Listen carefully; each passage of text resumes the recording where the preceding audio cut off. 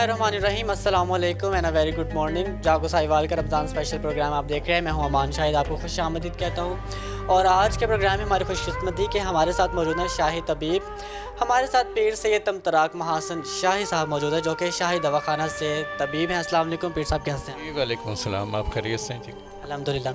अच्छा पीर साहब, सबसे पहले तो ये बताएगा कि रमज़ानुल मुबारक में क्योंकि आप हकीम हैं, हिकमत साहब बसता हैं, तो सबसे पहले मेरा एक क्वेश्चन ये है कि इफ्तारी के बाद जिससे में ऐसी सिचुएशन हो जाती है कि बिल्कुल बेजान हो जाता है, निढाल सा होने लग जाता है, हिम्मत नहीं रहती कोई काम करने की, सर उसकी क्या वजह है? इसकी मुख्तलिफ वजूहत हैं। सबसे पहले तो ये होता है कि एक लंबे तवील वक्फे के बाद आप एकदम खाना शुरू करते हैं, और ऑब्वियसली ये होता है कि हम स्टार्ट जो लेते हैं तो फौरी तौर पे यख ठंडी चीज़ जो है वो इस्तेमाल करते हैं। मतलब आमतौर पे कोई शरबत है, स्कंजी है, दूध सोडा या व्हाट्सएवर जो भी चीज़ है लिक्विड में, मशरूबात में, तो वो ठंडे हम इस्तेमाल करते हैं। हालांकि मौसम इतना गर्म नहीं है, हम नॉर्मल टेम्परेचर का भी इस्तेमाल कर सकते हैं, लेकिन हमारी हैबिट और हमारा कल्चर ऐसा है कि हम फौरी तौर पर उसको ठंडा पसंद करते हैं। अब जब आपका मैदा खाली होता है तो उसमें हीट प्रोड्यूस होती है खाली मैदे में। सडनली आप जो है एकदम और ज़्यादा क्वांटिटी में, मतलब ये भी नहीं होता कि हम छोटे छोटे घूंट ले लें या एक गिलास पी लिया फिर थोड़ा सा वक्फा कर लें, तो हमने मुसलसल 2-3 गिलास जो है वो मतलब पीने ही होते हैं। तो उसकी वजह से जो है बॉडी का टेम्परेचर आपका एकदम जो है गर्म से सर्द होता है, तो उसमें आप वीकनेस फील करते हैं। और दूसरा ये है कि फ़ौरी तौर पे आपको खाने के लिए चीज़ मिलती है, तो उसी वक्त आपका सिस्टम जो है, डाइजेस्टिव सिस्टम जो है, निज़ाम जो है वो एक्टिवेट हो जाता है। जब वो एक्टिवेट होता है तो उसको भी एनर्जी चाहिए होती है, तो आप एक कमज़ोरी की, उस वक्त वीकनेस की हालत से एकदम जो है, जैसे ही रोज़ा अपना खोलते हैं तो साथ में ही आपकी कंडीशन जो है फ़िज़िकल वो भी चेंज हो जाती है, और उसको एकदम उस पर बोझ भी पड़ता है, खुराक का भी बोझ पड़ता है और साथ ही उसे हज़म करने का भी बोझ पड़ता है। तो उस वजह से ये कैफियत जो है आमतौर पे हो जाती है। हमें क्या करना चाहिए कि हम इस कंडीशन से ओवरकम हो सकें? जी, इसमें हमें तवाज़न, जिस पे इस्लाम ज़ोर देता है, मियाना रवी है।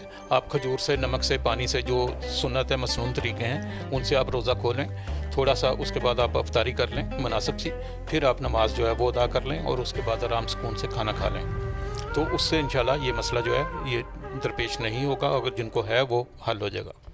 अच्छा ये हमारा कॉन्सेप्ट है कि अगर हम सहरी में दही खाएंगे तो हम सारा दिन अगर प्यासे भी रहेंगे तो वहाँ हमारे अंदर इतनी एनर्जी होती है कि हम उसको बेयर कर सकते हैं। क्या सहरी में दही खाना वाकई इस चीज़ की निशानदेही करता है कि अगर आप सारा दिन प्यासे रह सकेंगे तो आपके पास एनर्जी स्टोर हो सकती है?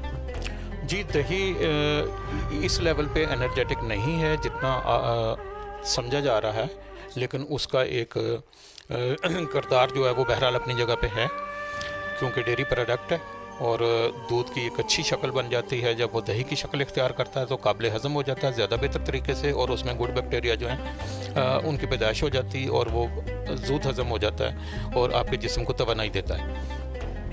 लेकिन इस हद तक नहीं है कि सिर्फ आप दही के ऊपर गुजारा करते हुए पूरा रोज़ा जो है इस सोच के साथ गुजार लेंगे अब आपको प्यास नहीं लगेगी। जी।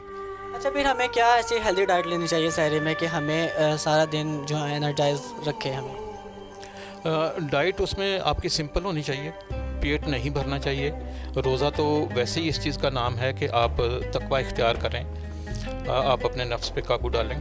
तो उसमें हम लोग ये करते हैं कि पेट भर लेते हैं, अच्छा पानी भी और पी लो, अभी नहीं भी गुंजाइश, अभी सायरन हो रहा, अजान हो रही है, फिर पानी पी लो कि आगे पीना नहीं है, कई घंटे इस तरह गुजारने। रोज़ा सब्र का नाम है। उसमें आप कोशिश करें कि 3 खजूरें लें, ठीक है, हो सके तो आप एक सेब खा लें, दूध आप ज़रूर इस्तेमाल करें या दही की लस्सी पी लें, दही ले लें। तो ये चीज़ें जो हैं आपके लिए फ़ायदेमंद होंगी, और बनिस्बत इसके कि आप पराठे खाएं। हमारे तो वैसे भी हैवी कर देते हैं। ऐसा ही है, आमतौर पे देखा है हमने कि लोग सहरी में पराठा खाना जो है वो पसंद करते हैं कि ये देर से हज़म होगा। भाई देर से तो हज़म होगा, आपके निज़ाम पे भी बोझ डालेगा, आपके जिगर मैदे पे भी असरअंदाज होगा, तो आपको कोई फ़ायदा नहीं दे रहा। आपने एक्स्ट्रा जो है चिकनाई भी ले ली, हालांकि रोज़े से जो है तिब्बी नुक्ता निगाह से देखा जाए तो उसमें यह है कि जो एक्स्ट्रा फ़ैट है आपकी वो बर्न होनी चाहिए। अच्छा, ये बताएगा कि अफ्तारी में ये चीज़ एक किस्म की लाजमी जुज़ कह लें कि समोसे, पकोड़े, जो फ्राइड आइटम्स हैं ना, वो मस्ट होने चाहिए, उसके बगैर अफ्तारी काउंट ही नहीं होती, कंसिडर ही नहीं की जाती। तो इन फ्राइड आइटम्स का हमारी हेल्थ पर क्या इम्पेक्ट पड़ता है इफ्तार में? देखें, जब भी आप कोई फ्राइड चीज़ें लेते हैं तो अगर घर में बनाते हैं तो फिर उसके नुकसानात कम हैं, लेकिन अगर आप बाज़ार से लेते हैं तो उसके नुकसानात बेपनाह हैं। वो चीज़ें जिस ऑयल में, जिस घी में, जिस भी चीज़ में वो उनको फ्राई किया जाता है, वो अपनी उम्र पूरी कर चुका होता है। वो पता नहीं कितनी दफ़ा दिन में जो है उसको हीट दी जाती है और वो साल हर साल से इस्तेमाल हो रहा होता है। जैसे उसका लेवल थोड़ा सा कम होता है, उसमें एक आध पाउच और खोल के डाल दिया जाता है।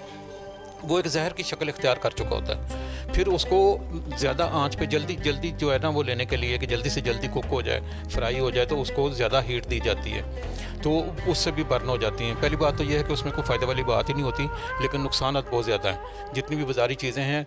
और अगर वो घर में भी आपने बनाई हैं, आपने समोसे रोल या कोई ऐसी चीज़ बना ली है, तो जब आप उसको फ्राई करते हैं तो उसका बहुत सा ऑयल का हिस्सा जो है वो उसमें जज़ब हो जाता है। फिर जब आप उसे खाते हैं तो वो आपके जिस्म में पहुँचता है, तो जिस्म तो पहले ही जो है आपका वो मुख्तलिफ अवारस का शिकार है, मुख्तलिफ बीमारियों का शिकार है। एक आम आदमी भी जो है, नॉर्मल बंदा, आपको कोई ऐसा नहीं मिलेगा जिसको कोई बीमारी नहीं है। तो उसमें आपको ख़ास तौर से एहतियात करनी चाहिए कि आप सादा ग़िज़ा जो है वो लें। आप फ्रूट चाट इस्तेमाल करें, बेहतरीन चीज़ है। दही में आप जो है कद्दू का रायता बना लें, सब्ज़ियाँ डाल लें, आप बैंगन जो है वो उबाल के डाल लें। अगर फ्राई ही करने हैं तो आप बैंगन कर लें, हरी मिर्च को कर लें, पालक के पत्ते कर लें, लेकिन वो भी बिल्कुल हल्की लेयर दे के बेसन की, और थोड़ा सा बिल्कुल उसको फ्राई करें और निकाल के इस्तेमाल कर लें।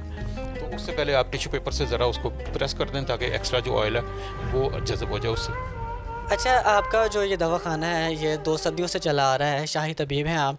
तो एज़ अ शाही तबीब आप हमारे व्यूअर्स को क्या मैसेज देना चाहेंगे? रमज़ान मुबारक में हमें क्या डाइट करनी चाहिए और ऑल ओवर आप क्या पैगाम देंगे? जी, सिर्फ रमज़ानुल मुबारक में नहीं, ओवरऑल आपको खुराक जो है अपनी वो सादा रखनी चाहिए, और तली हुई चीज़ें, बाज़ारी चीज़ें और जंक फूड, फास्ट फूड, इन चीज़ों को अवॉइड करना चाहिए। नेचर की तरफ आएँ, नेचुरल फूड इस्तेमाल करें, और खाने से पहले बिस्मिल्लाह ज़रूर पढ़ें, और खाना आराम सुकून से खाएं और चबा चबा के खाएं, तो इंशाल्लाह आप कभी बीमार नहीं होंगे। बहुत बहुत शुक्रिया। हमारे साथ पीर सैयद तमतराक महासिन शाही मौजूद थे, जो कि शाही दवाखाना से तबीब हैं, और इनका जो दवाखाना है वो 2 सदियों से ऐसे ही चला आ रहा है। बहुत शुक्रिया आपके वक्त का। प्रोग्राम के फीडबैक का मुझे इंतज़ार रहेगा। आपसे मैं इंशाल्लाह अगले प्रोग्राम में करूँगा मुलाकात। तब तक के लिए अपने मेज़बान अमान शाहिद को इजाज़त दीजिए। A very good morning, Ramzan मुबारक, अल्लाह हाफ़िज़।